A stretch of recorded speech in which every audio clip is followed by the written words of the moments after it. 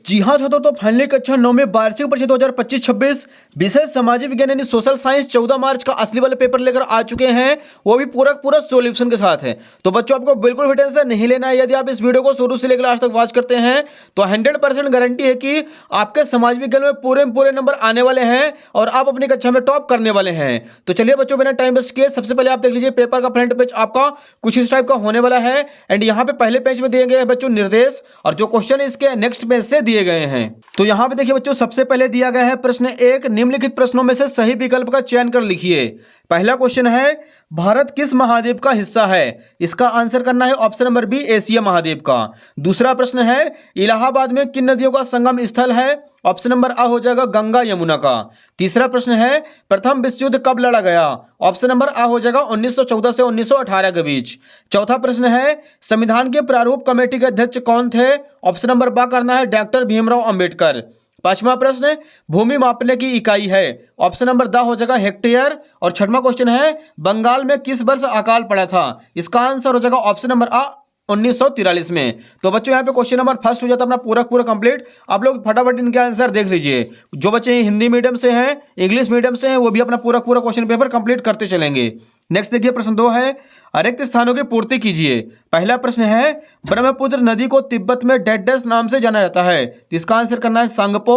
Second question है, Karl Marx ने Das Kapital नामक ग्रंथ की रचना की थी। तीसरा प्रश्न, लोकतंत्र नागरिकों का गरिमा और स्वतंत्रता को बढ़ाता है। चौथा क्वेश्चन, पालमपुर से दूध को गांव के निकट रायगंज में बेचा जाता था। पांचवा प्रश्न, 2011 की जनगणना के अनुसार भारत में साक्षरता दर 74.04% थी। छठवां क्वेश्चन, मतदान करने वाले को मतदाता कहते हैं। तो बच्चों यहाँ पे क्वेश्चन नंबर दूसरा भी हो जाता है अपना पूरा का पूरा कंप्लीट। नेक्स्ट देखिए यहाँ पे प्रश्न तीसरे में आ जाना हमें, निम्नलिखित जोड़ियों का सही मिलान कर लिखिए। एक साइड है आ, दूसरे साइड है बा। पहला नंबर है महानदी, इसका आंसर हो जाएगा छत्तीसगढ़। दूसरा है ड्यूमा, रूस की संसद को कहते हैं। तीसरा है देश का सर्वोच्च कानून संविधान कहलाता है। चौथा है निर्धनता रेखा का आकलन राष्ट्रीय प्रतिदर सर्वेक्षण संगठन। पांचवा है राष्ट्रीय खाद्य सुरक्षा अधिनियम 2013 में लागू किया गया। छठवां है चुनाव आयोग का कार्यकाल 6 वर्ष का होता है। तो बच्चों यहाँ पे क्वेश्चन नंबर तीसरा भी अपना पूरा कंप्लीट हो चुका है, जो कि सही जोड़ी थी। इसका भी आप लोग फटाफट स्क्रीनशॉट ले लीजिए। क्वेश्चन नंबर 4 के लिए मूव करते हैं बच्चों नेक्स्ट पेज पर। यहाँ पे देखिए पहले बच्चों प्रश्न क्रमांक चौथा है, निम्नलिखित प्रश्नों का उत्तर एक शब्द वाक्य में लिखिए। पहला क्वेश्चन देखिए, शीतलहर क्या है? इसका आंसर लिखेंगे एक ऐसी मौसम की स्थिति है जिसमें तापमान में अचानक और काफी गिरावट होती है, जिससे सर्दी बहुत बढ़ जाती है, शीतलहर कहलाता है। दूसरा है भारत का जनसंख्या घनत्व कितना है? इसका आंसर लिखेंगे भारत का जनसंख्या घनत्व 382 व्यक्ति प्रति वर्ग किलोमीटर है। तीसरा क्वेश्चन, युंगफोक क्या था? तो युंगफोक नात्सी युवा संगठन था। चौथा क्वेश्चन, नेल्सन मंडेला किस देश के राष्ट्रपति थे? इसका आंसर करना है नेल्सन मंडेला दक्षिण अफ्रीका के राष्ट्रपति थे। पांचवा क्वेश्चन, कार्यशील पूंजी का एक उदाहरण लिखिए, तो इसका आंसर हो जाएगा बिक्री। छठवां क्वेश्चन, बीपीएल कार्ड किस वर्ग के लोगों को प्रदान किया जाता है? तो इसका आंसर करना है गरीबी रेखा से नीचे के परिवारों को बीपीएल कार्ड दिया जाता है। तो बच्चों यहाँ पे क्वेश्चन नंबर चौथा जो था एक वाक्य में उत्तर, वो भी अपना पूरा कंप्लीट हो चुका है। इसका आप लोग फटाफट स्क्रीनशॉट ले लीजिए। नेक्स्ट देखिए अगला क्वेश्चन यहाँ पे प्रश्न 5वां है, निम्नलिखित कथनों में से सत्य अथवा असत्य कथन छांट कर लिखिए। तो सत्य असत्य करना है। पहला क्वेश्चन, लू शीतलहर में चलने वाली गर्म हवाएं हैं, इसका आंसर हो जाएगा सत्य। दूसरा है, भारत में जनसंख्या वृद्धि का एक कारण मृत्यु दर में कमी भी है, इसका आंसर हो जाएगा असत्य। तीसरा है, भारत की जनगणना प्रतिवर्ष 5 वर्ष में की जाती है, यह हो जाएगा सत्य। चौथा है, हिटलर आर्थिक संकट दूर करने के लिए उद्योग स्थापित करना चाहता था, यह हो जाएगा सत्य। पांचवा प्रश्न, मक्का एक व्यापारिक फसल है, इसको भी करना है सत्य। छठवां है, चुनाव आयुक्त की नियुक्ति प्रधानमंत्री करता है, तो ये हो जाएगा बच्चों असत्य। तो प्यारे बच्चों यहाँ पे क्वेश्चन नंबर 5वां हो जाता अपना कंप्लीट। फिर से आप लोग इसके आंसर देख लीजिए। पहले का आंसर सत्य, दूसरा असत्य, तीसरा असत्य, चौथा सत्य करना है, पांचवा सत्य और छठवां हो जाएगा असत्य। तो बच्चों यहाँ पे क्वेश्चन नंबर 5वां हो जाता कंप्लीट। क्वेश्चन नंबर 6वें के लिए मूव करते हैं नेक्स्ट पेज पर। यहाँ पे देखिए बच्चों अति लघु उत्तरीय क्वेश्चन स्टार्ट हो रहे हैं, 2-2 नंबर के क्वेश्चन यहाँ से शुरू होंगे। छठवां प्रश्न हमारे सामने है, भारत के 3 और विस्तृत जलराशियों के नाम लिखिए। तो ये रहा बच्चों, आपको यहाँ पे हेडिंग डाल देना। उत्तर क्रमांक 6, भारत के 3 और विस्तृत जलराशियों के नाम पूर्व में बंगाल की खाड़ी, पश्चिम में अरब सागर और दक्षिण में हिंद महासागर है। क्वेश्चन नंबर 7वां देखिए, मानसूनी वर्षा की कोई दो विशेषताएं लिखिए। तो यहाँ आप लिखेंगे मानसूनी वर्षा की विशेषताएं निम्न है। पहला, मानसूनी वर्षा कृषि के लिए बहुत अहम है। दूसरा, मानसूनी वर्षा अनिश्चित होती है। ये क्वेश्चन नंबर 7वां कंप्लीट। नेक्स्ट देखिए क्वेश्चन नंबर 8वां है, सदाबहार वन और पर्णपाती वनों में अंतर लिखिए। इसका अथवा है, नीम और तुलसी के एक एक औषधि उपयोग लिखिए। तो यहाँ पे लिखेंगे बच्चों 8वें का आंसर, नीम शरीर की गंदगी साफ करता है और तुलसी लीवर को मजबूत बनाती है। तो ये हो जाएगा बच्चों क्वेश्चन नंबर 8 का अथवा अपना कंप्लीट। नेक्स्ट देखिए क्वेश्चन नंबर 9वां है, मैंग्रोव वन की दो विशेषताएं लिखिए। तो यहाँ पे लिखेंगे 9वें का आंसर, मैंग्रोव वनों में कई तरह के पेड़ पौधे और झाड़ियां पाई जाती हैं। दूसरा पॉइंट, मैंग्रोव वनों में कई तरह के जीव जंतु पाए जाते हैं। ये हो जाएगा बच्चों क्वेश्चन नंबर 9 कंप्लीट। अगला देखिए बच्चों प्रश्न क्रमांक 10वां है, जेकोबिन क्लब के सदस्य कौन थे। इसका आंसर यहाँ पे लिखेंगे, जेकोबिन क्लब के सदस्य मुख्यतः छोटे दुकानदार तथा कारीगर जैसे जूता चप्पल बनाने वाले और नौकर व दिहाड़ी मजदूर आदि थे, जो समाज के कम समृद्ध हिस्से में आते थे। तो ये हो जाएगा बच्चों क्वेश्चन नंबर 10वां भी अपना कंप्लीट।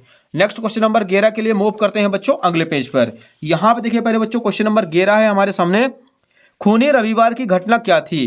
तो यहाँ पे सबसे पहले लिखेंगे उत्तर क्रमांक 11, रूस के सेंट पीटर्सबर्ग में 22 जनवरी 1905 को हुई थी।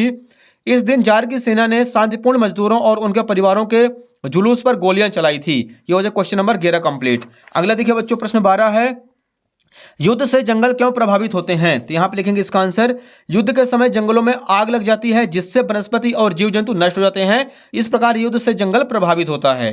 प्रश्न 13 है, वयस्क के मताधिकार क्या है। इसका आंसर लिखेंगे, सभी नागरिक जो 18 वर्ष या उससे अधिक उम्र के हैं, उनकी जाति या शिक्षा, धर्म, प्रजाति आदि परिस्थितियों के बावजूद वोट देने के लिए स्वतंत्र हैं, वयस्क मताधिकार कहलाता है। क्वेश्चन नंबर 14 देखिए, पंथनिरपेक्ष संविधान क्या है। तो यहाँ पे लिखेंगे, भारत सरकार धर्म के मामले में तटस्थ रहेगी और सभी धर्मों के प्रति निष्पक्षता का भाव रहेगी, इसे धर्मनिरपेक्षता कहते हैं।